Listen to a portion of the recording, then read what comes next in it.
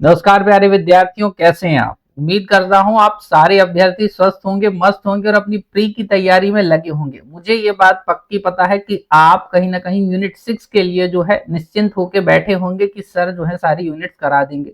मैं आपको पहले भी बोल चुका हूं कि कितनी बार भी आप चाहो तो प्रयास करके देख लो, आखिरी आखिरी मेन क्लासेस को जरूर भी देख लेना। आपकी यूनिट 6 के साथ साथ यूपीएससी की बात हो, बैंकिंग की बात हो, एसएससी की बात हो, व्यापम की बात हो, और मैं तो कह रहा हूं बिहार पीएससी में भी हाल ही में मैंने आपको प्रश्न दे दिए थे। आपको कुछ नहीं करना है, सिर्फ इन प्रश्नों को ध्यान से सुनना है। यदि नहीं बनते हैं तो आप, मैं कह रहा हूं, थ्योरी सुन लीजिए, उसकी जो एक्सप्लेनेशन है उसको सुन लीजिए, आपको यहां से भी प्रश्न बनने लगेंगे। तो चलिए बिना देर करे हुए आज मैं आपको रूबरू करवा रहा हूं हमारे आज के इस टॉपिक से, जहां पर हम आरबीआई के उन प्रश्नों को करेंगे जो अभी तक आपको किसी ने भी नहीं कराए। आप चाहो तो उन प्रश्नों को एक बार सर्च करके देख लेना यूट्यूब में, इसकी गारंटी मैं आपसे ले लूंगा। अब फटाफट हम आगे बढ़ते हैं, सेशन की शुरुआत करते हैं। जल्दी से सभी लोग जुड़ जाएं हमारे आज के सेशन में, अपने मित्रों को बुला लीजिए, सेशन को लाइक और शेयर कर दीजिए। हम शुरुआत करने वाले हैं अपने आज के इस टॉपिक की। जी हाँ साथियों, जल्दी से आ जाइए सभी लोग। हाँ बच्चों, सभी को राधे राधे, सभी को नमस्कार है मेरा, सभी को गुड इवनिंग है, और सभी को जो है मेरी तरफ से बहुत सारा स्नेह। आप दिन प्रतिदिन जिस प्रकार से हमें और हमारे चैनल को अपना प्रेम दे रहे हैं, चाहे जो लोग बाद में भी इस वीडियो को देखते हैं, मैं उनका भी आभारी रहूंगा।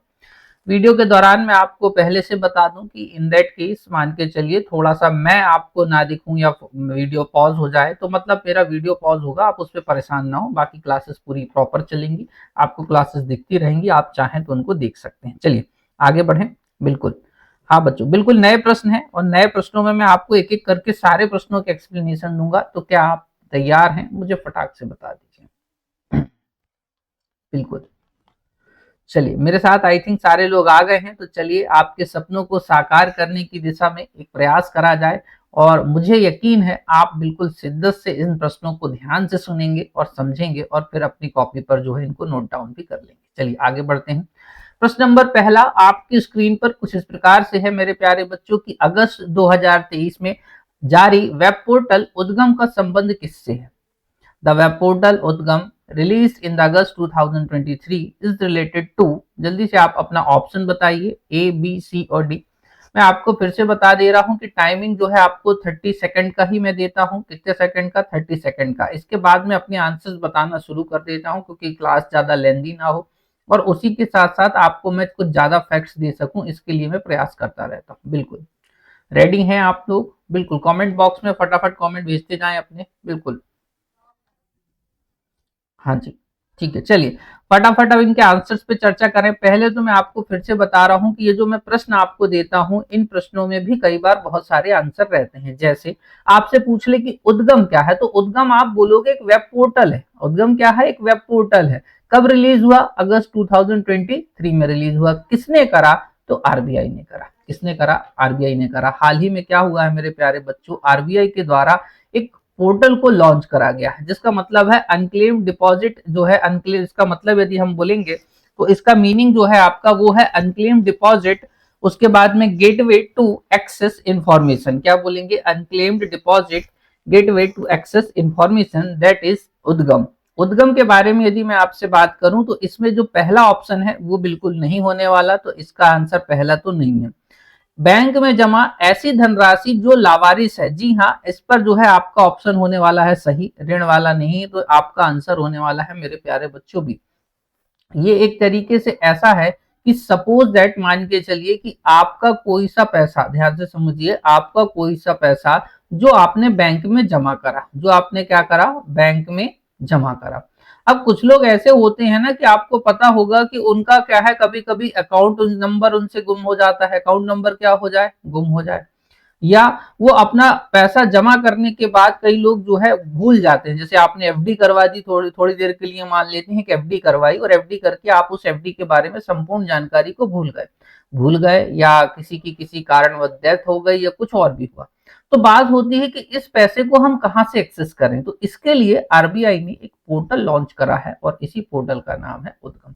आई होप आपको आंसर मिल गया होगा। यहाँ पर जो ध्यान रखने वाली बात है कि आरबीआई ने इस पोर्टल के अंतर्गत या इस पोर्टल की शुरुआत में प्रारंभिक तौर पर 30 बैंकों को ही शामिल करा है। कितने बैंकों को शामिल करा है? 30 बैंकों को शामिल करा है। तो इतना और याद रख लेना, बाकी सारी जानकारी मैंने अब आपको यहां से दे दी है। चलिए, वर्ष 2024 से 14 से लेकर वर्ष 2024 तक कितनी बार नोटों का विमुद्रीकरण किया जा चुका है? How many notes have been demonetized from 2014 to 2024? Answer दीजिए। बिल्कुल ठीक है, जल्दी से आंसर दीजिए आप लोग कमेंट बॉक्स में।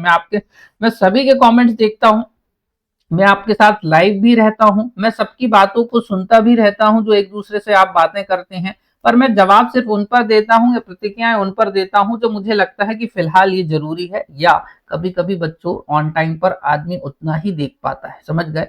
मैं सर्वव्यापी नहीं हूं कि सब जगह देख लूंगी एक साथ, क्योंकि इसको चलाना, इन सारी चीजों को देखना, ये भी अपने आप में एक चैलेंजिंग बातें होती हैं। चलिए शुरू करें।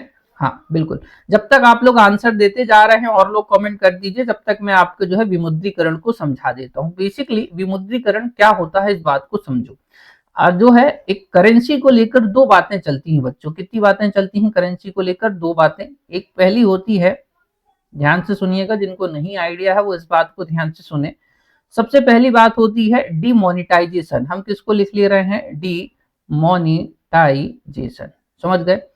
तो इसको जो है डिमोनेटाइजेशन को आप ऐसे समझ लें कि हिंदी में बोलते हैं विमुद्रीकरण। हिंदी में क्या बोलते हैं? विमुद्रीकरण। और इसी को शुद्ध अपनी लोकल बातचीत की भाषा में हम बोलते हैं नोटबंदी। हम इसी को क्या बोल देते हैं? नोटबंदी। जीवन में एक ही बंदी आई थी और उसका नाम है नोटबंदी। उसका नाम क्या है? नोटबंदी। चलिए आगे बढ़ते हैं।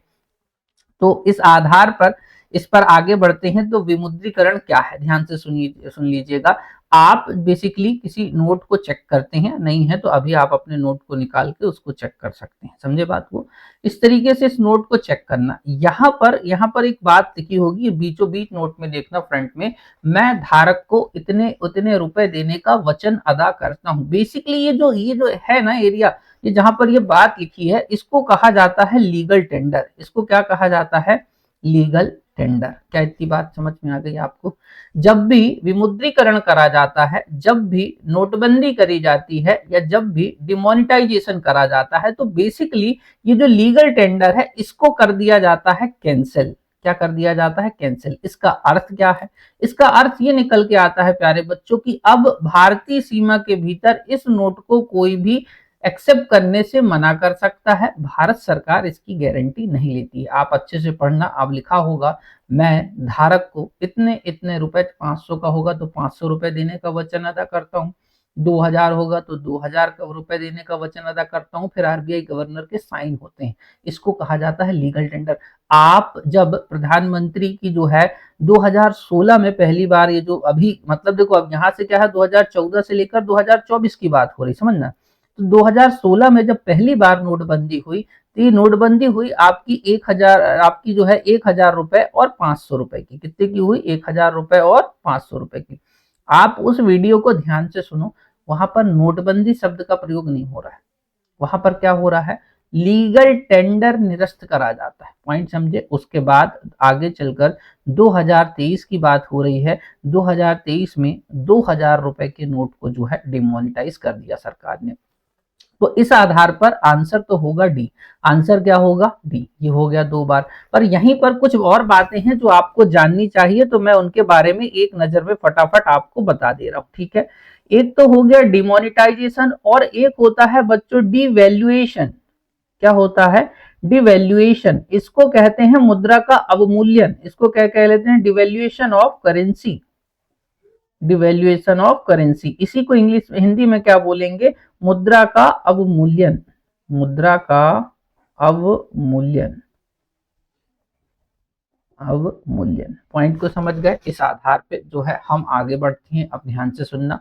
तो ये क्या होता है? डिवैल्यूएशन ऑफ करेंसी, जब किसी देश की सरकार या आरबीआई के द्वारा उस देश की करेंसी को जानबूझकर, करेंसी के मूल्य को जानबूझकर कम आंका जाता है, इसे कहा जाता है मेरे प्यारे बच्चों डिवैल्यूएशन ऑफ करेंसी। इतनी बात क्लियर है? तो आगे बढ़ा जाए आई थिंक आपके लिए। चलिए बिल्कुल, हाँ बच्चों, आपके जो है आपके लिए मैंने एक बड़ा अच्छा कोर्स डिजाइन करा हुआ है। यदि मैं आपसे कहूंगा कि एंड्रॉइड फोन यूज करते हैं तो इस लिंक से आप हमारे एप्लीकेशन को डाउनलोड करके हमारे एप्लीकेशन की सारी सुविधाएं ले सकते हैं। और यदि आप बड़ा फोन यूज करते हैं, जिसे आईफोन कह रहा हूं मैं, फिलहाल आईफोन यूज करते हैं, तो इस लिंक से आप हमारे एप्लीकेशन में जुड़कर हमारे ऐप की सारी सुविधाओं को जो है ले सकते हैं। इतनी बात क्लियर हो गई मेरे प्यारे बच्चों।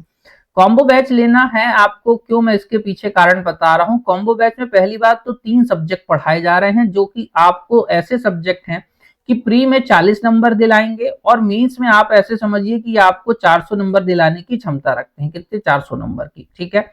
उसी के साथ साथ मैं आपको ये बता रहा हूं कि यहाँ पर आप मेरे हैंड रिटन नोट्स पाएंगे। कैसे नोट्स पाएंगे? हैंड रिटन नोट्स पाएंगे। उसी के साथ साथ आप मेरे पास यहाँ से फ्री मेंटरशिप ले जाएंगे, मतलब मैं आपको फ्री मेंटरशिप दूंगा इस पे। उसी के साथ साथ मैं आपको अदर सब्जेक्ट में यहाँ पर हेल्प करता हूँ पूरी। जैसे आप देखो यहाँ पर ज्योग्राफी लगी है, ज्योग्राफी के बाद साइंस का भी इसमें मैंने जो है बच्चों को दे दिया है। और इसी के साथ साथ इस कोर्स को जो है हमने ईएमआई पे लॉन्च करा है, मतलब ये कोर्स आपका ईएमआई में उपलब्ध है। किसमें उपलब्ध है? ईएमआई में। उसके साथ साथ बच्चों इस कोर्स में अदर कोर्स जो है वो फ्री ऑफ कॉस्ट है। समझे बात को? तो इसलिए मैं आपको ये बोल देना चाह रहा हूं कि आप इस बेसिस पे एक, मतलब बैच एक फायदे अनेक, मैं इसको बोलता हूं अपने तरीके से। अन्यथा अलग अलग भी कोर्सेस हैं, आप चाहें तो उनको भी ले सकते हैं। चलिए नेक्स्ट प्रश्न आपके स्क्रीन पर आई थिंक दिख रहा होगा। हाल ही में विमुद्रीकृत 2000 रुपए के नोटों के पीछे किसका चित्रांकन? बेसिकली नोट आप देखते हैं, उनके पीछे किसी न किसी के चित्र बने। जल्दी से आंसर दीजिए। बिल्कुल, मुझे आपके कमेंट्स का इंतजार है। बिल्कुल, हाँ बच्चों, बहुत बढ़िया, प्रयास करते रहिए। ये प्रश्न मैंने आपको बोला आज के बिल्कुल यूनिक हैं। अभी तक आपने इनको जल्दी से यूट्यूब में नहीं देखा होगा और अभी इसी के भयंकर रूप आने वाले हैं। अभी आप इजी प्रश्नों को कर रहे हैं, इसके बाद इनके भयंकर रूपों को अभी मैं आपके सामने प्रस्तुत कर रहा हूँ। तो देखो, हाल ही में 2000 रुपए के जो नोट विमुद्रीकृत करे गए, डिमोनिटाइज करे गए, बेसिकली इनके पीछे यदि मैं आपसे बात करता हूं ना, तो इनके पीछे जो चित्र बना है वो बना है मंगलयान का। किसका चित्र बना हुआ है बच्चों? मंगलयान का। तो जो लोग ऑप्शन बी को दे रहे हैं वो बिल्कुल सही आंसर दे रहे हैं। लाल किले की यदि बात करते हैं तो शाहजहां के द्वारा इसे बनवाया गया था मेरे प्यारे बच्चों। दिल्ली में आप लाल किला देख सकते हैं और हमारे छोटे छोटे आईएएस को शायद घुमाया गया था, नहीं घुमाया गया था, मुझे नहीं पता है।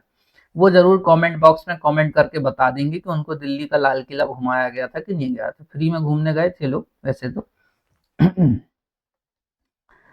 छोटे छोटे आईएएस, बिल्कुल ठीक है। लाल किले की बात कर लेते हैं प्यारे बच्चों। तो लाल किले का अभी मैंने इतना ही इसलिए बता रहा हूँ क्योंकि एक प्रश्न आई थिंक मुझे लग रहा है आगे है कि इन्हीं से संबंधित है, तो मैं यहाँ पर अपने आप के अपने शब्दों को विराम दे रहा हूँ। सांची के स्तूप की बात करते हैं तो सांची के स्तूप से 3 शासक जुड़ते हुए नजर आएंगे आपको। आपको पता है सांची जो है कहाँ पर है, तो ये मैं नहीं बता रहा हूँ इसको भी, ये तो छोटी सी बात हो गई। पर एक प्रश्न है जो कि सांची से जुड़ता हुआ बहुत इंपॉर्टेंट प्रश्न है कि प्रश्न पूछे आपसे कभी कि सांची के स्तूपों का संबंध किन 3 प्रसिद्ध शासकों से है, तो आप क्या बोलोगे? सबसे पहले तो आपको पता है मौर्य सम्राट अशोक की चर्चा हो जाएगी। किसकी चर्चा हो जाएगी? मौर्य सम्राट अशोक की। अशोक के बाद यहाँ पर दूसरा नाम आता है मेरे प्यारे बच्चों पुष्यमित्र शुंग का। किसका नाम आता है? पुष्यमित्र शुंग का नाम आ जाता है। और तीसरा आ जाएगा गौतमी पुत्र सातकर्णी का। गौतमी पुत्र सातकर्णी। इतनी बातें क्या आपको याद हो गई हैं? तो मैं आगे बढ़ जाता हूं। रानी की वाव यहाँ पर तो नहीं है पर कहीं पर है, आगे प्रश्न है। क्लियर है? तो इतनी बातें हो गई, बाकी फिर हम आगे चलकर चर्चा करेंगे। गुजरात में रानी की वाव है, पर किस नोट के पीछे है ये थोड़ी देर से आपको प्रश्न मिलेगा। यहाँ पर आप फटाफट देख लीजिए, 500 रुपए का नोट के पीछे यहाँ 2 तो आंसर आपको मिल जाएंगे। ठीक है, एक ये देखिए मंगलयान है, तो यहाँ पर मैं आपको मंगलयान से संबंधित अन्य विषयों की चर्चा कर लेता हूँ। समझ गए बात को? इसरो के प्रमुख मिशन है मेरे प्यारे बच्चों। ये इसरो के प्रमुख मिशन जो है आपको प्री के एग्जाम में बिल्कुल आएंगे। किसमें आते हैं ये? प्री के एग्जाम में बिल्कुल आते हैं, तो ध्यान से इनको सुनना। और क्या सिर्फ प्री में नहीं, आपको अन्य एग्जाम में भी आएंगे। देखो मैं अपनी क्लासेस फिर से बोल दे रहा हूँ, यूपीएससी की बात हो, एमपीपीएससी की बात हो, रेलवे की बात हो, एसएससी की बात हो, व्यापम जैसे एग्जाम में भी बैठ जाना, प्रश्न मिलेंगे बच्चों। ठीक है। चंद्रयान 4 देखो 2028 में इसरो लॉन्च करेगा इसे। चंद्रमा के नमूने लेकर पृथ्वी तक पहुंचना इसमें लक्ष्य रखा गया है। जो है ल्यूपेक्स की बात हो रही है, ल्यूपेक्स 2025 में लॉन्च करा जाएगा। जाक्सा, जाक्सा कहाँ की एजेंसी, अंतरिक्ष एजेंसी, आप बोलोगे जापान की। और इसरो का एक अवधारणा मिशन है। उसके बाद में गगनयान 3 2025 में लॉन्च होगा, जो कि चालक सहित होगा। कहीं ना कहीं पहली बार भारत का मानव मिशन अंतरिक्ष मिशन कहलाने वाला है ये। गगनयान फर्स्ट और सेकंड जो है 2024 भारत का पहला मानव युक्त अंतरिक्ष कार्यक्रम जो है इसको चलाया जा रहा है। इसकी भी टेस्टिंग हो चुकी है, मैं आपको ये भी बता दूं। शुक्रयान फर्स्ट की बात होती है तो 2024 शुक्र के वायुमंडल का अध्ययन करने के लिए भेजा जाएगा।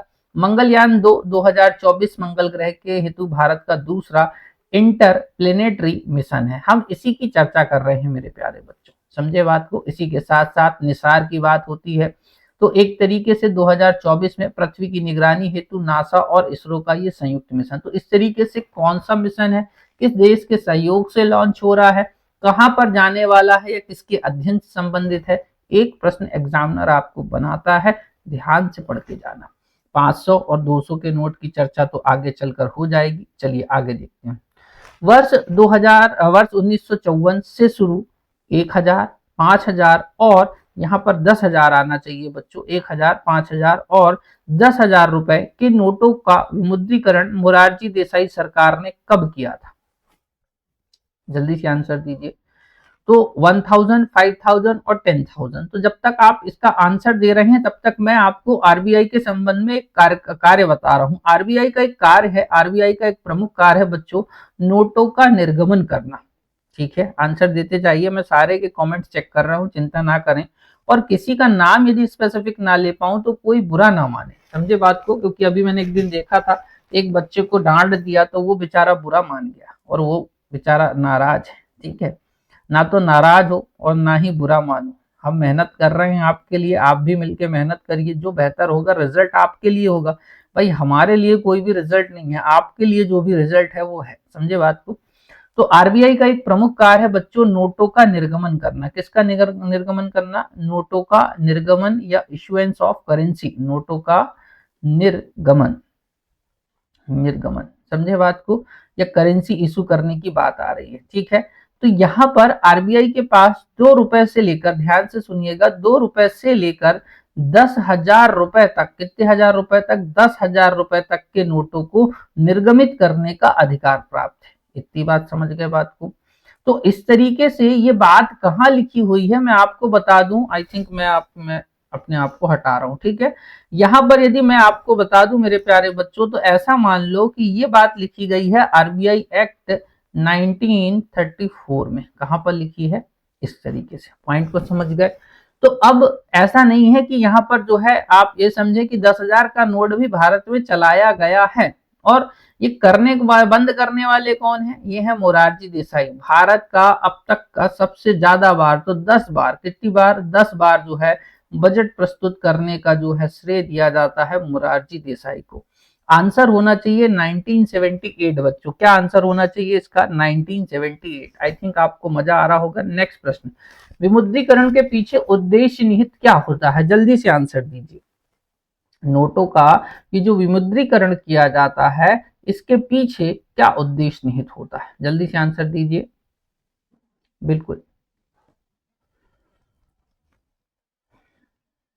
ठीक है, आपको मेरी वॉइस प्रॉपर आ रही है? आई थिंक कोई दिक्कत तो नहीं है। ठीक, चलो, ऑडियो और वीडियो में कोई डाउट हो बच्चों तो कमेंट कर दिया करो। मैं आपके सामने ही रहता हूँ लाइव, तो मैं उनके जवाब आपको फटाफट दे दूंगा कि क्या कारण हो रहा है। ठीक है, चलिए, विमुद्रीकरण के पीछे उद्देश्य क्या है? तो देखो, विमुद्रीकरण क्यों करा जाता है? डिमोनेटाइजेशन। तो सबसे पहले जो है मुद्रा एवं भ्रष्टाचार पर अंकुश लगाने की कोशिश करी जाती है। बेसिकली फेक करेंसी चलती है बच्चों। कैसी चलने लगती है? Fake currency. जैसे आप देखते हो ना, आतंकवादी गतिविधियों को ऐसे ही बढ़ावा दे दिया जाता है। इसके आधार पर क्या होता है, नोट के ऊपर जो है ओरिजिनल नोट लगा दिए जाते हैं, कुछ बीच में कुछ फंसा दिए जाते हैं, जिससे लोगों को लगे कि ओरिजिनल नोट है, पर बीच में जो है ना यहाँ पर फेक करेंसी लगा दी जाती है। तो एक तरीका ये हो गया। और इसी के आधार पर आतंकवाद बढ़ते हैं और कैशलेस ट्रांजैक्शंस को जो है बढ़ावा देने की बात हो गई। तो मतलब क्या है ये मतलब जो एक तरीके से बड़े बड़े जो नोट होते हैं, इनकी फेक करेंसी बना के लोग आतंकवाद को बढ़ावा दे देते हैं, भ्रष्टाचार को बढ़ावा दे देते हैं। तो इसको रोका जाना चाहिए, इससे रोकने में मदद मिलती है, ऐसा मान लो। और कैशलेस ट्रांजेक्शन जो होते हैं, कैशलेस ट्रांजेक्शन जो होते हैं, इनको बढ़ावा देने में मदद मिलती है। तो आंसर होगा डी। आंसर क्या होगा? डी। नेक्स्ट प्रश्न, वर्तमान में आरबीआई द्वारा विभिन्न दरों में से असत्य आपको बताना है कि कौन सी यहाँ पर दर उसके सामने जो लिखी है वो गलत है। Among the various rates currently offered by RBI which is false. Answer दीजिए फटाफट। बिल्कुल, चलिए, आरबीआई के आपने विभिन्न साधनों को सुना होगा मेरे प्यारे बच्चों, जिनमें से हम बात करते हैं आरबीआई की मौद्रिक नीति समिति की, मॉनेटरी पॉलिसी कमेटी की। किसकी बात करते हैं? Monetary policy committee. Monetary policy committee जो है अर्थव्यवस्था में इकोनॉमी को जो है एक तरीके से कंट्रोल या मैनेज करने के लिए दो मेथड्स को अपनाती है। तो मौद्रिक नीति समिति के दो उपकरण हैं, तो एक तरीके से दो उपकरण माने जाते हैं। तो पहला उपकरण जो होता है वो होता है इसमें मात्रात्मक उपकरण। कौन सा उपकरण होता है बच्चों? मात्रात्मक उपकरण। आरबीआई द्वारा, किसके द्वारा? आरबीआई के द्वारा, ठीक है। अर्थव्यवस्था में साख के नियंत्रण हेतु, किसके हेतु? साख के नियंत्रण हेतु दो विधियों का जो है प्रयोग करते हुए दिखता है आरबीआई। ये दो विधियों में कौन सी होती है? एक विधि जो है मेरे प्यारे बच्चों जिसे हम मात्रात्मक विधि बोलते हैं। कौन सी विधि? मात्रात्मक, ठीक है। क्वालिटेटिव जो क्वांटिटेटिव मेथड जो है इंग्लिश में हम इसको बोलते हैं। इसी के अंतर्गत, इसी क्वांटिटेटिव मेथड के अंतर्गत ही आप बैंक रेट, आप repo rate, reverse repo rate, CRR, SLR, OMO और एमएसएफ को पढ़ते हैं। क्लियर है? तो करंट में जो रेट, देखो यहां से डायरेक्ट प्रश्न आपको बनाता हुआ एग्जामिनर दिख जाएगा। तो करंट रेपो रेट यदि ये बोलेंगे तो सत्य है। रिवर्स रेपो रेट बिल्कुल सत्य बात है मेरे प्यारे बच्चों। सीआरआर की बात करेंगे तो ये यहाँ पर गलत लिखा हुआ है। सीआरआर होना चाहिए यहाँ पर 4%। कितने परसेंट होना चाहिए? 4%। तो बेसिकली आंसर होगा आपका सी। सीआरआर और एसएलआर में मैं आपको फटाफट एक जो है डिफरेंस समझा दे रहा हूं, आप इसको ध्यान से सुन लेना। आपको भी अच्छा लग जाए तो फिर कमेंट बॉक्स में कमेंट करके आप मुझे बता देना। क्लियर है? सीआरआर क्या होता है बच्चों? इसका पूरा नाम होता है कैश रिजर्व रेशो। क्या नाम होता है? Cash reserve ratio. जबकि बात करते हैं एसएलआर की तो इसका मीनिंग होता है स्टैच्यूटरी लिक्विडिटी रेशो। क्लियर है? Statutory liquidity ratio. अब सीआरआर क्या होता है? सभी वाणिज्यिक बैंकों को अपनी कुल जमाओं का, ध्यान से सुनना, सभी वाणिज्यिक बैंकों को अपनी कुल जमाओं का एक निश्चित प्रतिशत हिस्सा, कुल जमा मतलब मान लेते हैं 100 का एक निश्चित प्रतिशत हिस्सा जैसे 4% है, तो 4 रुपए जो है एक तरीके से आरबीआई के पास नगद के रूप में रखना होता है। इतनी बात समझ गए? वहीं एसएलआर की यदि मैं आपसे बात करूं तो सभी वाणिज्यिक बैंकों को अपने कुल एनडीटीएल का, किसका? NDTL, net demand and time liability का। तो इसमें क्या क्या आता है एनडीटीएल में? यदि आपसे पूछ ले, आप बताना। इसमें कैश भी आता है, इसमें गोल्ड भी आता है और इसमें गवर्नमेंट सिक्योरिटीज भी आती है। पॉइंट को समझ गए बात को? तो सभी वाणिज्यिक बैंकों को अपने एनडीटीएल का, net demand and time liability का एक निश्चित प्रतिशत हिस्सा अपने पास में रखना होता है। किसके पास में? अपने पास में। इतनी बात समझ गए? ये हो गया इसका आंसर। नेक्स्ट, हाल ही में एक प्रश्न डायरेक्ट आपको जो बनने वाला है, उस डायरेक्ट प्रश्न के मैं आपको सारे जो है एक जगह पर सारा डेटा आपको दे दे रहा हूं। इस डेटा को ध्यान से सुनना। रिसेंट का डेटा है, बिल्कुल अपडेट करा है, हालिया अपडेट डेटा है, तो इन पे ध्यान से सुनो। जैसे रेपो रेट आपसे पूछेगा वर्तमान में क्या है, आप बोल देना 6.50% है। आपसे पूछेगा किस लिए उपयोग होती है, तो आप बोलोगे अल्पकाल के लिए प्रयोग करे जाने वाली दर है, जो कि एक तरीके से शॉर्ट टर्म लोन अवेलेबल करवा देती है। किसको? बैंकों को। किसको? बैंकों को। समझे बात को? इस तरीके से बैंक्स लिख दे रहा हूं, बैंक को लिख दिया, ठीक है। बैंक रेट जो है लॉन्ग टर्म बिना सिक्योरिटी के जो है बैंक्स जो है आरबीआई से लोन ले सकते हैं, 6.75% है। दीर्घकालिक और बिना कुछ गिरवी रखे की बात हो गई। रिवर्स रेपो की बात आती है मेरे प्यारे बच्चों, तो रिवर्स रेपो क्या होती है? यह वह दर होती है जिस पर बैंक अपना अधिकांश पैसा या जो अधिक पैसा है उसको आरबीआई के पास रख के आरबीआई से लोन या आरबीआई से ब्याज कमा सकते हैं। आप ऐसा समझ लीजिए। तो इसी को धन की पार्किंग कहा जाता है। आरबीआई के द्वारा बैंकों के पास जो अधिक पैसा है, बैंक उस पैसे को जब आरबीआई के पास रख देते हैं तो इसकी को हम धन की पार्किंग कहते हैं। यह भी अल्पकालिक ब्याज दर है जो कि वर्तमान में 3.35% है। इतनी बात हो गई। उसके बाद यदि मैं आपसे बात करता हूं तो ये आती है बात आपकी एमएसएफ की। तो एमएसएफ करंट में 6.75% है। वाणिज्यिक बैंक अपने एसएलआर का 2% जो है इसके अंतर्गत ले सकते हैं। सीआरआर में आपको बता ही चुका हूं अभी थोड़ी देर पहले, 4% है, अधिकतम 15% हो सकता है। और एसएलआर वर्तमान में जो है 18% है, अधिकतम 40% हो सकता है। और भी डिटेल यदि आपको जाननी हो इस विषय पर तो मैं आपको कहूंगा कि आप हमारे एप्लीकेशन में आरबीआई की क्लासेस को देखिए, विस्तार पूर्वक सारी जानकारियां और अच्छे से खुल के मैंने सारे टॉपिक पे चर्चा करी है। चलिए, आरबीआई द्वारा जारी विभिन्न नोटों में कुल कितनी भाषाएं अंकित होती हैं? फटाफट नोट निकाल लो और आंसर दे दो, जल्दी से बता दो। देखकर भी बता दोगे इस प्रश्न का सही आंसर तो मैं मान जाऊंगा। चलो जल्दी से नोट निकाल के आंसर दे दो। बिल्कुल, हाँ निकालो निकालो, 500 का नोट निकालो, बढ़िया अच्छा सा आंसर दो। ठीक, चलो जब तक मैं आपको बताता हूँ। देखो, आरबीआई के जो नोट होते हैं ना मेरे प्यारे बच्चों, अभी एक मैंने नोट आई थिंक आपको बताया था, तो पीछे जो है आरबीआई के नोटों में जो बैक साइड होता है मेरे प्यारे बच्चों, बैक साइड में 15 भाषाएं लिखी होती हैं। ध्यान से देखो, ये नोट दिख रहे हैं आपको, ये देखो जैसे यहाँ पर लिखा है, तो यहाँ पर जो है ना एक तरीके से 15 भाषाएं होती हैं, इनको आप काउंट करना, ये 15 भाषाएं यहाँ पर हो जाएंगी। और 2 भाषाएं फ्रंट में होती है मेरे प्यारे बच्चों, जो कि हिंदी और इंग्लिश के रूप में होती है। तो इस तरीके से आरबीआई के नोटों में आपको 17 भाषाएं देखने को मिलती। कितनी भाषाएं? 17। आगे बढ़ते हैं। आरबीआई द्वारा जारी विभिन्न नोटों पर छपे चित्रों के संदर्भ में असत्य विकल्प चुनना है। आरबीआई द्वारा जो जारी विभिन्न नोटों पर छपे चित्रों, तो आरबीआई द्वारा जो समय समय पर अलग अलग तरीके से जो नोट छापे जाते हैं, इनके पीछे जो है कुछ चित्र छपे हैं। इन चित्रों को कौन से नोट के पीछे कौन सा चित्र है, इसको आपको बताना है। जल्दी से आंसर दीजिए। हाँ बच्चों, बिल्कुल। वैसे ये प्रश्न आपको बन जाना चाहिए क्योंकि इसके अभी थोड़ी देर पहले मैंने आपको 2 नोट तो दिखाई दिए हैं मेरे हिसाब से। हालांकि उन नोट में से कितने नोट हैं? एक ही नोट है। अरे वाह, चलो अच्छी बात है, मतलब नहीं आना चाहिए जल्दी। चलो, हाँ देखो ध्यान से देखो, 10 रुपए के नोट में कोणार्क का सूर्य मंदिर है। अभी मैं आपको थोड़ी देर से ये भी दिखा दूंगा, ठीक है ना। कोणार्क का कौन सा मंदिर? सूर्य, मतलब ये बात तो सत्य है। 20 रुपए के नोट में एलोरा की गुफाएं। मेरे प्यारे बच्चों, एलोरा की गुफाओं से एक प्रश्न एग्जामिनर आपको हमेशा बनाता है, इसको ध्यान से सुनना कि एलोरा की गुफाओं का संबंध किससे है? किसकी गुफाओं का? एलोरा की गुफाओं का संबंध, ठीक है। या एलोरा की गुफाओं का निर्माण किसने कराया? तो आप बोलोगे एलोरा की गुफाएं जो है ना वो राष्ट्रकूट शासकों ने बनवाई थी। किसने बनाई थी? राष्ट्रकूट शासकों ने। वहीं पर जब अजंता की गुफाओं के बारे में चर्चा करेगा, अजंता, तो आप बोलना गुप्त शासकों ने बनवाई थी। याद कर लेना, दोनों इंपॉर्टेंट प्रश्न है, चाहे एसएससी की बात हो चाहे कोई से एग्जाम की बात हो। 50 रुपए में मेरे प्यारे बच्चों हम्पी का रथ बना हुआ है, अच्छे से चेक करना हम्पी का रथ। पर बात आती है आपके मतलब डी की, तो 100 रुपए में जो है ना रानी की वाव बनी हुई है। रानी की वाव, रानी की वाव पाटन गुजरात की बात हो रही है मेरे प्यारे बच्चों।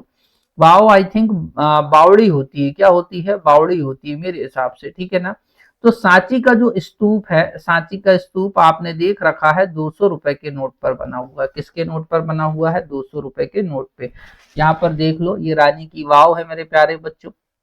20 रुपए का नोट है, ये एलोरा की गुफाएं हैं एक तरीके से, ये आपको दिख रही हैं। ये यहाँ पर हम्पी का रथ बना हुआ है, आप अच्छे से चेक कर लो। 50 रुपए का नोट है, आपके काम में आ जाएगा। और 10 रुपए के नोट में ये कोणार्क का सूर्य मंदिर है। तो इस तरीके से आप इसको एक एक करके आराम से चेक कर लो। स्क्रीनशॉट लेना चाहो तो स्क्रीनशॉट ले लो। नेक्स्ट, मौद्रिक नीति समिति के संदर्भ में असत्य विकल्प आपको चुनना है। तो मौद्रिक नीति के संबंध में असत्य विकल्प क्या है? आंसर दीजिए। ठीक है, बिल्कुल, बहुत बढ़िया। आपको मेरी वॉइस प्रॉपर आ रही है, वीडियो प्रॉपर है तो बता दीजिए, कोई दिक्कत भी तो नहीं हो रही है, ये भी बता दीजिए। ठीक, चलो मौद्रिक नीति समिति के संदर्भ में असत्य कथन का अपने को जो है जवाब देना है। तो ध्यान से सुनिए, मौद्रिक नीति समिति के संबंध में मैं आपको कुछ की फैक्ट बता रहा हूं, इतना याद कर लो, आपका काम हो जाएगा। आई थिंक एक्सप्लेनेशन वाला पेज यहाँ है, ठीक है। चलिए ध्यान से देखिए, हुआ ये मेरे प्यारे बच्चों, 2016 की बात आई। कब की आई? 2016 की बात आई। 2016 में मौद्रिक नीति समिति की क्या हो रही है? स्थापना हो रही। क्या हो रही है? यह स्थापना कैसे करी जा रही है? तो इसमें आपको थोड़ी सा दांवपेच है। इसमें आपको समझना है कि एक एक्ट है जो आरबीआई की आत्मा कहलाता है। इसका नाम है आरबीआई एक्ट 1934। ये एक्ट क्या है? आरबीआई की आत्मा है। इसी के आधार पर, ध्यान से सुनना, इसी एक्ट पर जो है संशोधन करा गया। क्या करा गया?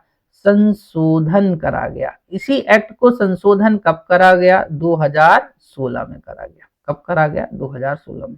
इसलिए मॉनेटरी पॉलिसी कमेटी की स्थापना कब हुई? 2016 में। इतनी बात क्लियर है। इस संशोधन के साथ हमारे जो एक तरीके से एक्ट है, एक्ट कौन सा? आरबीआई एक्ट में एक धारा जोड़ी गई जिसमें बोला गया 45ZB। 45ZB समझ गए? आपसे पूछे मौद्रिक नीति समिति का उल्लेख आरबीआई एक्ट की किस धारा में? आप बोलोगे ZB में। तो इसके अंतर्गत मौद्रिक नीति समिति के गठन के प्रावधान करे गए मेरे प्यारे बच्चों, जिसमें, ध्यान से सुनना, जिसमें आरबीआई के 3 मेंबर्स आते हैं। आरबीआई के कितने मेंबर्स आते हैं? 3। और सरकार के कितने मेंबर्स आते हैं? ये भी आ जाते हैं 3। सरकार के कितने मेंबर्स? 3 मेंबर्स।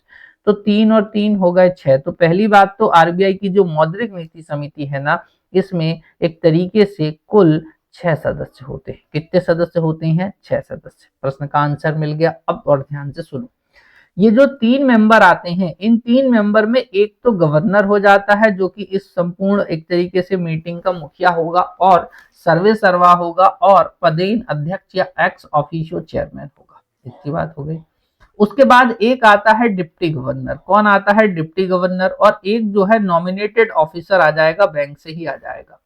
वहीं सरकार 3 मेंबरों का चयन करती है। तो इस आधार पर मौद्रिक नीति समिति के अंतर्गत 6 लोगों का यह एक संगठन है, इंक्लूडिंग हेड या चेयरमैन। ये समिति प्रत्येक 2 माह में जो है अपनी रिपोर्ट जारी करके जो है बताती है कि मार्केट में जो स्थिति है उससे कैसे निपटा जाए, और repo rate, reverse repo rate, उसी के साथ साथ सीआरआर, एसएलआर, इन सबको कैसे कम किया जाए, बढ़ाया जाए, इत्यादि। क्रिप्टो करेंसी या डिजिटल करेंसी के पर्याय के रूप में विकसित आरबीआई के डिजिटल रुपये का नाम क्या है?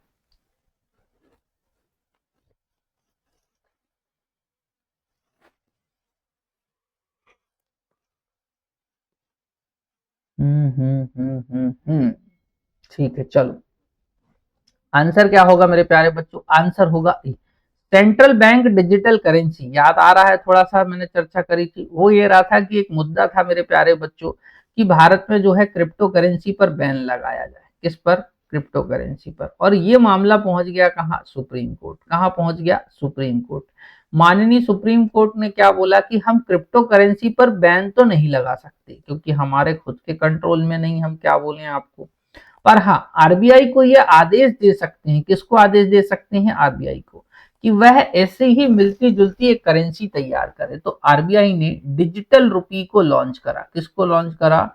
डिजिटल रुपी को लॉन्च करा।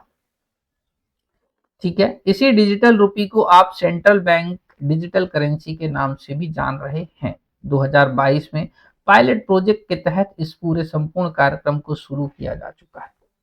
इतनी बात क्लियर है? आगे आप लोगों को ध्यान में रखते हुए, या ऐसे बच्चे जिन्होंने अभी तक एमपीपीएससी की तैयारी अच्छे से नहीं करी है, उनके लिए ये कोर्स रामबाण साबित होने वाला है। इसी के साथ साथ वे लोग जो हाउसवाइफ हैं, जॉब पर जा रहे हैं, पढ़ाई करने का कम समय मिल रहा है, उनके लिए ये कोर्स रामबाण है।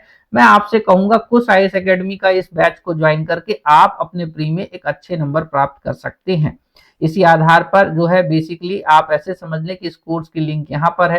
ये जो वीडियो आप देख रहे हैं, इस वीडियो में भी इस क्लास की लिंक है, इस एप्लीकेशन की लिंक है। आप उनको अपनी सुविधा के अनुसार डाउनलोड करके देख सकते हैं। चलिए आगे बढ़ते हैं। आरबीआई के संदर्भ में निम्नलिखित को क्रमानुसार जो है जमाना है। जल्दी से जमाइए, देखते हैं आप जमा पाते हैं अथवा नहीं। बिल्कुल।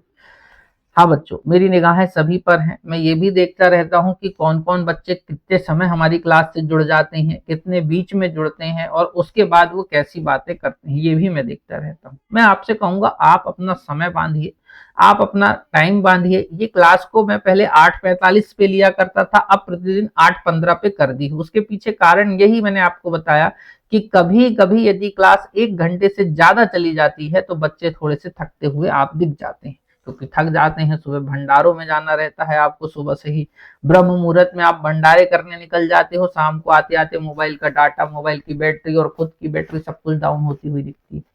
चलिए, आरबीआई के संदर्भ में निम्नलिखित को क्रमानुसार जमाने की बात हुई। तो देखो, royal commission on Indian currency बहुत अच्छे से आप जानते हैं, 1926 की बात हो रही है। सेंट्रल बैंकिंग इंक्वायरी कमेटी की बात हो रही है, इंक्वायरी कमेटी, ठीक है। सेंट्रल बैंकिंग इंक्वायरी कमेटी है बच्चों ये, ठीक है। सेंट्रल बैंकिंग इंक्वायरी कमेटी 1931 में आती है, जो आरबीआई की बात से कहीं ना कहीं सहमत होती हुई दिखती है। RBI in the sense RBI की स्थापना की बात से। वहीं बात करते हैं royal commission on Indian currency, या इसी को ही आप हिल्टन यंग कमीशन के नाम से जानते हैं, हिल्टन यंग कमीशन के नाम से जानते हैं। इसने बोला भारतीय अर्थव्यवस्था को संचालित करने के लिए भारत का एक केंद्रीय बैंक होना चाहिए। इसी के साथ साथ संसद ने हमारी जो है 1934 में, कब हमारी संसद ने 1934 में आरबीआई एक्ट को लॉन्च कर दिया, और आगे चलकर जो है हम बात करते हैं कि 1 अप्रैल 1935 को आरबीआई की स्थापना हुई। वहीं पर 1 जनवरी 1900 यदि हम बात करते हैं 49 में आरबीआई का राष्ट्रीयकरण कर दिया गया। तो आई होप आपको सारे आंसर मिल गए होंगे। अब प्रश्न ये पूछा है बच्चों कि इनको क्रमानुसार मतलब सबसे पहले क्या घटना हुई। तो देखो, बिल्कुल पहला, दूसरा, तीसरा और चौथा, मुझे तो लगभग यही आंसर सही होता हुआ दिख रहा है।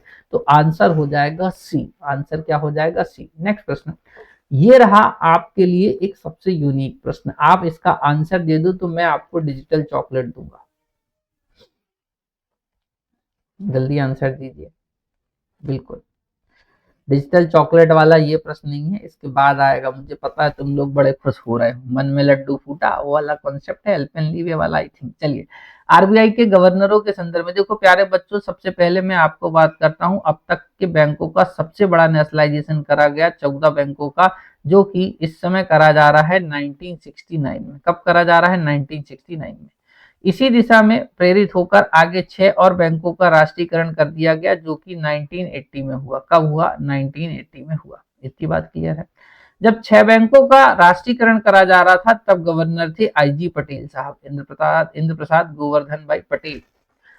14 बड़े बैंकों का राष्ट्रीयकरण करा जा रहा है तब यहाँ पर जो है आप ऐसे मान लीजिए कि एल के झा साहब हैं, लक्ष्मीकांत झा।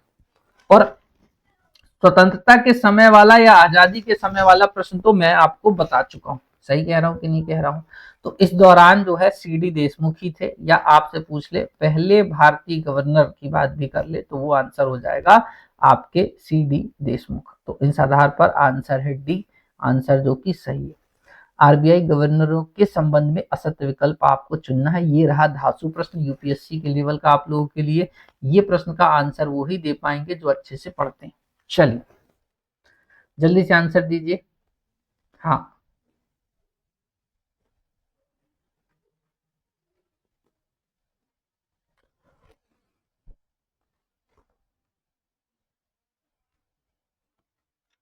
आरबीआई गवर्नरों के संबंध में असत्य कथन की बात आ रही है। तो देखो, सर्वाधिक कम, आपसे क्या बोल रहा है, सबसे कम कार्यकाल जो है मेरे प्यारे बच्चों अमिताभ घोष जिनका ही रहता है, लगभग आई थिंक 7 दिन। सर्वाधिक कार्यकाल बेनेगर रामराव जी का रहता है, तो ये भी याद कर लीजिए। और बात करते हैं हमारे जो है स्वीटेस्ट प्राइम मिनिस्टर की, जिनका नाम है मनमोहन सिंह, एवं प्रधानमंत्री भी रहे। तो इसमें आखिरी ऑप्शन आता है शक्तिकांत दास, पहले आईआईटीएन, जो कि अब जो है आरबीआई के गवर्नर बन गए हैं। तो आप ऐसे समझ लीजिए, मोटे तौर पे आरबीआई के गवर्नर थे, तो आप ऐसे समझ लीजिए कि ये आंसर है गलत। आंसर होगा डी, सुब्बा राव। क्या होगा? डी, सुब्बा राव। इतनी बात समझ गए? बोलो हाँ, नहीं आए तो बोलो ना, जल्दी से आंसर दे दो।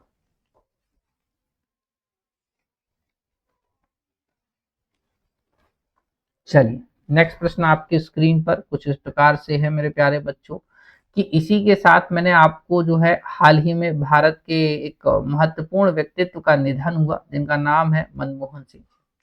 राज्यसभा सांसद रहने के साथ साथ यदि मैं आपसे बात करूं तो इनका जो है भारत के प्रधानमंत्री के साथ राज्यसभा सदस्य की बात हो गई। इन सारे पदों पर ये जो है सुशोभित होते हुए दिखे हैं, तो इनकी संपूर्ण जानकारी यहाँ पर है, ये आप पढ़ लेना, क्योंकि अभी इस बार प्रश्न बनना थोड़ा सा डाउटफुल है, पर हाँ इनके द्वारा जो महत्वपूर्ण कार्य किए गए मैं उनको आपको जरूर बता दे रहा हूँ।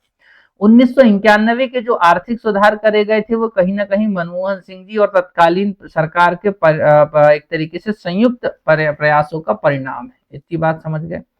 आगे बात करते हैं मेरे प्यारे बच्चों, तो सेकंड नंबर पर जो है आपका एक तरीके से फेरा की जगह फीमा को लेकर आ रही है, फॉरेन एक्सचेंज मैनेजमेंट एक्ट की बात हो रही है, समझे बात को। आरटीआई एक्ट इन्हीं के टाइम पीरियड पे आया था मेरे प्यारे बच्चों, तो आप इनको भी थोड़ा सा अच्छे से ध्यान रखना। शासन में पारदर्शी और जवाबदेहिता। राष्ट्रीय ग्रामीण रोजगार गारंटी अधिनियम, ऐसा समझ लो कि आज भी ये कहीं ना कहीं सबसे बड़ी कैसी, सबसे बड़ी रोजगार योजना है। सबसे बड़ी कैसी योजना है? रोजगार योजना है। ये हो गई बात। और इन्होंने जो है वैट जिसको मूल्य वर्धित कर की शुरुआत करी थी, जो कि अप्रत्यक्ष कर प्रणाली को सरल और एक तरीके से कराधान को व्यवस्थित बनाने से संबंधित था। वैट के पहले भी बहुत सारे टैक्स चला करते थे मेरे प्यारे बच्चों, तो उसको रिप्लेस करते हुए वैट को लाया गया, पर वैट भी कहीं ना कहीं इतना सक्सेसफुल नहीं हुआ, जिसको हटाकर सरकार ने आरबीआई को लेकर और एक तरीके से इसको हटाकर, यदि हम बात करेंगे किसको, वैट को हटाकर, तो जीएसटी को लेकर आ गई। किसको लेकर आ गई? जीएसटी को। उसी के साथ यदि मैं आपसे बात करूं मेरे प्यारे बच्चों, तो परमाणु समझौता अमेरिका के साथ करने में इनका बहुत महत्वपूर्ण योगदान है। हमारे यहाँ के एक तरीके से किनका? हमारे यहाँ के मनमोहन सिंह जी का। वहीं बात करते हैं मनमोहन सिंह जी की, तो राष्ट्रीय ग्रामीण स्वास्थ्य मिशन को इन्होंने ही शुरू करा था। और शिक्षा के अधिकार की बात तो आती है भैया कि बहुत बहुत एक तरीके से जो है प्रारंभिक शिक्षा पर सभी का अधिकार है। इस आधार पर मैंने सारे इंपॉर्टेंट इनसे संबंधित जो फैक्ट्स हैं, चाहे वो हिंदी की बात हो चाहे इंग्लिश की बात हो, यहाँ पर लगा दिए हैं, आप इनको पढ़ लेना। आपको आगे चलकर जो है नेक्स्ट ईयर के पेपर में थोड़ा ज्यादा प्रश्न यहाँ से दिखेंगे। चलिए, आरबीआई की पहली महिला डिप्टी गवर्नर कौन थी? जल्दी से आंसर दो, देख लेते हैं तुम कितनी तैयारी में बैठे हो। जल्दी से, आरबीआई की पहली महिला डिप्टी गवर्नर कौन थी? जल्दी से आंसर दीजिए। जब तक आप आंसर दे रहे हैं मैं इनके नाम लिख देता हूं कि जी कुरैशी, उसके बाद में के जी उदेशी, उसके बाद में पी के नायक, इस तरीके से समझे बात को। तो आरबीआई की पहली महिला डिप्टी गवर्नर यदि हम बात करते हैं, तो आपकी जो है पहली महिला डिप्टी गवर्नर, आंसर होना चाहिए मेरे प्यारे बच्चों बी। क्या होना चाहिए? B. Saving capitalism from capitalist और I do what I do, पुस्तक के लेखक कौन है? ये अच्छी बात है, I do what I do. Answer दीजिए। उर्जित पटेल, मनमोहन सिंह, शक्तिकांत दास, इनमें से कोई नहीं। क्या बेहतर आंसर आपको लग रहा है मेरे प्यारे बच्चों? वो भी कमेंट बॉक्स में फटाफट कमेंट करके बता दो। सेविंग कैपिटलिज्म फ्रॉम कैपिटलिस्ट और I do what I do, पुस्तक के लेखक कौन है? उर्जित पटेल की बात करें मेरे प्यारे बच्चों, तो कहीं ना कहीं भारत के 24वें गवर्नर के रूप में इन्होंने कार्य करा। कौन से गवर्नर? 24वें गवर्नर। मनमोहन सिंह जी की चर्चा मैं आपसे कर ही चुका हूं। शक्तिकांत दास जी की यदि बात करें तो 25वें गवर्नर।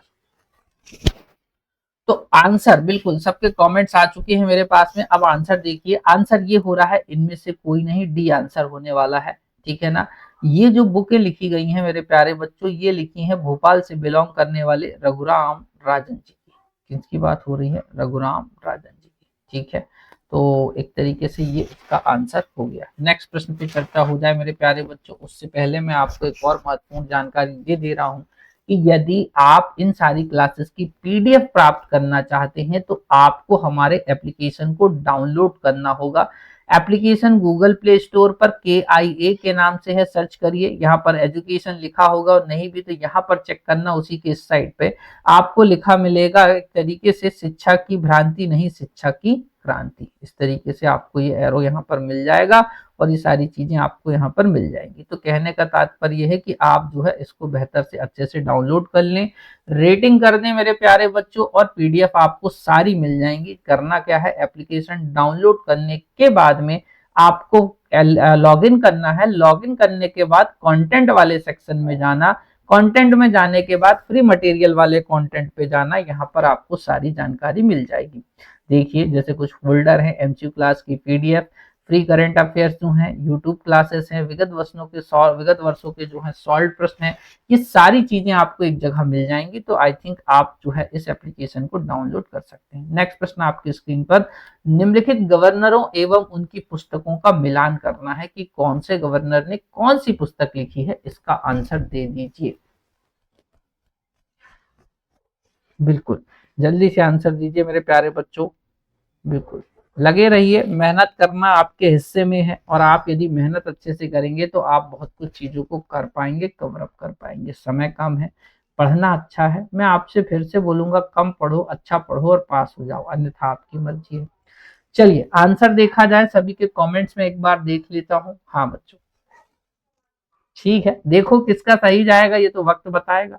तो यदि रघुराम राजन की बात करते हैं तो इनकी बुक तो आपको वैसे ही पता चल गई होगी। देखो कभी कभी ऑड वन आउट भी करते हैं, क्या करते हैं, ऑड वन आउट। तो यदि इस प्रश्न में आपको देखूंगा ना तो डायरेक्ट आपका आंसर निकल के आ जा रहा है बी। मुझे पता, यदि मान लेते हैं एग्जाम में ऐसा प्रश्न आया है और मुझे केवल एक का आंसर पता है, तो नो डाउट आपका बी वाला ऑप्शन सही होगा। देखो पहले का दूसरा, अब यहाँ पर ना तो दूसरा है ना तो दूसरा है, यहाँ पर पहला है, यहाँ पर चौथा है, मतलब पहला ऑप्शन आपका बी तो बिल्कुल सही जाने वाला है। पर आगे जरूर चेक करना एग्जाम में। वाईवी रेड्डी की बात होती है तो ये है India and the global financial crisis, ये बात भी होगी, मतलब ये भी कहानी सही होती हुई दिखी। रंगराजन समिति के संदर्भ में बात कही जाती है तो फोक्स इन द रोड की बात होती है, और यही बात करते हैं अपन तो डी सुब्बा राव की, तो who moved my interest rate, समझे बात को। तो एक तरीके से आंसर हो जाएगा बी। क्या हो जाएगा, बी। उसके बाद में निम्नलिखित में से कौन आरबीआई के गवर्नर नहीं रहे हैं, बहुत इंपॉर्टेंट प्रश्न है। देखो मैं आपको वो सारे प्रश्न नहीं करा रहा हूं जो आप अभी तक सुने भी नहीं होंगे, पर इन प्रश्नों को पढ़ने में समय लगता है, क्वेश्चंस को बनाने में समय लगता है। इसलिए मैं आपको कहूंगा कि यदि आपको वीडियो और सेशन अच्छा लग रहा है तो अपने मित्रों के साथ शेयर करना बिल्कुल ना भूलें। हो सकता है आपके सानिध्य के कारण किसी का भला हो जाए। निम्नलिखित में से कौन आरबीआई के गवर्नर नहीं रहे, हमारा प्रश्न ये था मेरे प्यारे बच्चों। आपके कमेंट्स को देखने के पश्चात मैं यहाँ से कह सकता हूं कि जेम्स टेलर तो कतई नहीं। सीडी देशमुख बता चुका हूं, बेनेगल रामाराव की बात भी हो चुकी है, तो केजी अंबेडकर की लिखा है यहाँ पर, समझे बात को। केजी आंबे गांवकर होना चाहिए, क्या होना चाहिए, आंबे गांवकर, केजी आंबे गांवकर। यहाँ पर मैंने आपको कंफ्यूज करने के लिए जानबूझ के इसको लिखा था, तो यहाँ पर आपका आंसर होना चाहिए केजी आंबे गांवकर।